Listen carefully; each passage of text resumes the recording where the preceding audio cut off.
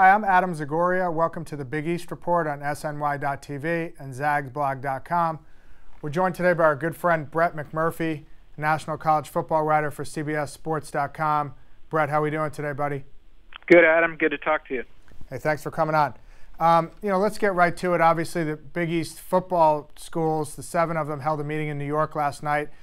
You reported on your Twitter and on CBS that they're going to now target the Armed Forces Academies, Navy and Air Force as the football teams. What can you tell us about that, and what would be the timetable for them joining the league? Well, it's interesting. They were, I had sources within the league tell me that they were prepared to announce Navy as a football member as soon as a week or two, and that was obviously before Pittsburgh and Syracuse left the league. So now they've got to circle back and revisit with Navy and also Air Force, but all indications are both schools are on board as coming in as football-only members. So it would just be those 2 academies, not Army, Brett? No, I don't think Army's interested. They have approached them in the past.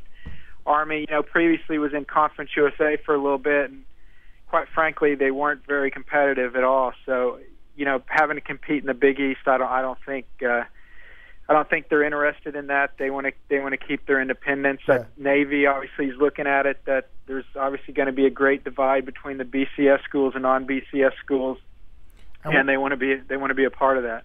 Brett, what's your sense on the timetable here? I mean, Marinato's talking tough, saying he's going to hold Pitt and Syracuse to the 27-month, exit timetable, which is not until 2014. So does that mean these service academies don't come into the league until then, or how would this work? No, Adam. I think of the possibility that these guys could come in as early as next year if they could get commitments from them to come on board. Certainly it would be awkward, but then basically you would have a, if I can add this up correctly, I think you'd have 11. You'd have 11 teams. 11 teams for a couple of years, and then Syracuse and Pitt would leave, and then you'd be back down to 9 teams. So at that point, maybe they decide to go find somebody else to get the 10. But no, certainly they are not going to make Navy or Air Force wait till Pitt and Syracuse leave. But it is kind of interesting because I'm sure the folks in Pitt and Syracuse and also the ACC figured that the Big East would kind of, let them come in immediately. But yeah, it's going to be pretty awkward there. Exactly. So you could envision 11 teams football-wise next year, and then do you think they'd break it up and have like 2 divisions there football-wise and then a conference championship game, or how would that work? Well, right now you got to have 12 teams to do a conference championship, right. Although the Sun Belt actually has petitioned the NCAA to waive that rule that you can have a conference championship with less than 12 schools.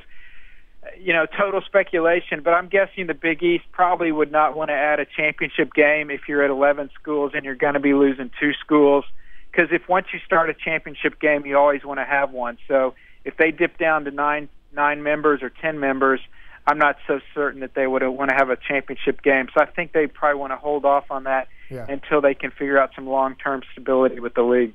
Now, I know, Brett, you're a football guy. You're all over the football stuff. You're breaking news left and right. Just in terms of basketball, so they're now going to have 17 teams with the addition of TCU. What is your sense that they're going to do basketball-wise if the Big 12 stays together? Do they go and get like a Memphis and a UCF and a East Carolina, or do they try and go? We had Tom Penders on before, Brett, and he was saying they should maybe get a basketball-only league and try to add like Butler and Xavier, St. Joe's, schools like that to the Catholic basketball schools. What's your sense for what they'll do with that? I think I don't think you can go get a team to be basketball only. So I think they would be 15 leagues on the basketball side. And remember, as dysfunctional as this league is, if you're a basketball only member in the Big East, that's worth a lot more than if you're in a non BCS basketball only league. So it helps you definitely with the TV revenue and those sort of things. So while I'm sure there's a lot of internal complaining or frustration among the Big East basketball schools, bottom line is it's best for them to be aligned with the BCS league. I don't think they're gonna split. the basketball schools, Marinato said he asked each one of them individually, and they all said that they want to remain. They all said that they want to do what the football schools want to do, so I think they'll stick with them. So for basketball fans, I don't see a split among the conferences. And if you brought in a Memphis, Central Florida, those type of schools, you'd have to add them on the football side. And for now, at least, I think the football side's going to be fine, at least until Pittsburgh and Syracuse leave. Okay, so basically, if my math is correct here, you're talking about 11 football teams next year, assuming Syracuse and Pitt remain in the league, and the 17 basketball teams, including TCU, correct? Right, Adam. And then when Pitt and Syracuse leave, you'd be down to 15 in basketball, which I don't think anybody would have a problem with. Right. And then if you want to boost football from 9 to 10, you could bring in an all-sports member, or maybe Villanova makes the move up in football. So then you wouldn't go past 16 in basketball, which I think everybody agrees 16's the best number. And then just to kind of wrap it up, obviously there was some late news last night with the Pac-12, Brett, where they announced they're going to keep it at 12 teams, not try to add the Texas and Oklahoma teams. Briefly, what are the implications for the Big 12 now as a result of that? Do you think the Big 12 holds it together with the teams they have currently? Yeah, Adam, it appears that way. It appears, Texas and Oklahoma are both going to hold their nose and stay in the Big 12. The question is, they're at 9 schools with A&M leaving. I guess there's some conflicting reports whether Missouri's going to stay or leave. Even if Missouri stays, they still need to add one more team to get to 10. I think they would most likely target BYU.